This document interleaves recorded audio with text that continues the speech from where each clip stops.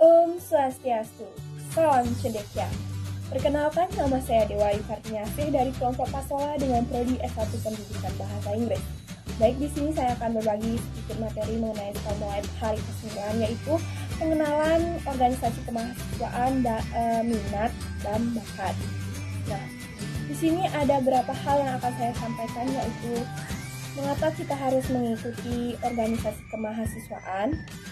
Kedua, yaitu benefit apa yang kita dapatkan ketika kita mengikuti organisasi kemahasiswaan.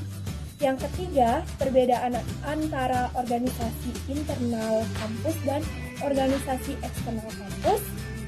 Yang keempat adalah bagaimana cara kita untuk bisa masuk ke dalam organisasi kampus.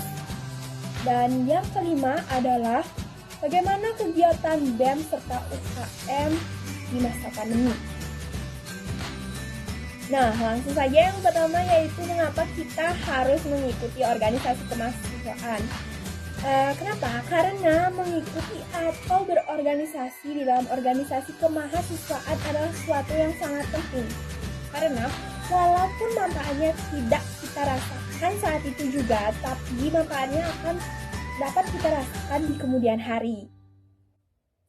Nah, kemudian yang kedua adalah benefit apa yang kita dapatkan ketika kita mengikuti organisasi kemahasiswaan.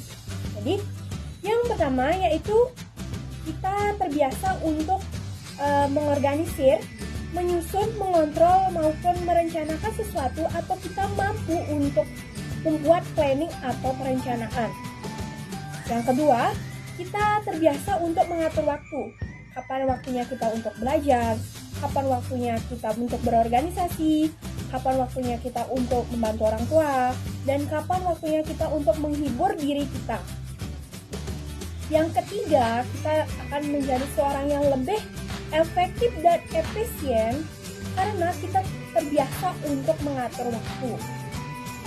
Kemudian, yang keempat, kita akan mendapatkan lebih banyak akses informasi. Kemudian yang ketiga adalah perbedaan antara organisasi internal kampus dan organisasi eksternal kampus. Jadi, organisasi internal kampus adalah organisasi resmi yang diakui oleh kampus dan melakukan kegiatan di dalam kampus, misalnya BEM dan UKM. Kemudian, organisasi eksternal kampus adalah organisasi yang tidak berada di bawah kampus, tetapi masih memiliki hubungan kerjasama dengan kampus dan memiliki anggota kampus. Dan organisasi ini bersifat positif serta membangun. Kemudian yang keempat adalah bagaimana cara kita untuk bisa masuk ke dalam organisasi kemahasiswaan. Contohnya UKM. Di sini tentunya sudah diatur di dalam buku kemahasiswaan. Kita perlu mendaftar terlebih dahulu.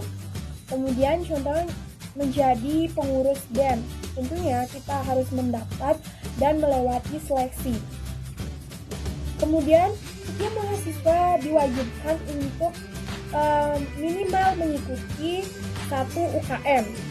Dan apabila mahasiswa tidak terpilih menjadi anggota pengurus BEM, mahasiswa akan ditunjuk sebagai panitia dalam perencanaan kegiatan yang dilaksanakan oleh kampus.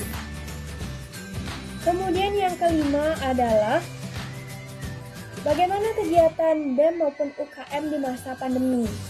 Jadi kegiatan BEM ataupun UKM di masa pandemi ini lebih banyak dilaksanakan melalui online. Misalnya ngobrol interaktif, dan juga dilaksanakan melalui baksos, misalnya membagikan masker gratis dan juga memberi bantuan sosial kepada lansia. Oke, jadi kesimpulannya mengikuti organisasi kemahasiswaan itu adalah sesuatu yang menyenangkan. Mengapa menyenangkan? Karena kita mendapatkan banyak sekali benefit. Misalnya kita mampu menyusun planning atau perencanaan, kita mampu mengatur waktu, kita juga menjadi orang yang lebih efektif dan efisien, dan kita juga mendapatkan banyak sekali akses informasi. Baik, sekian yang dapat saya sampaikan. Om Santi, Santi, Santi, Om. Salam cendekia.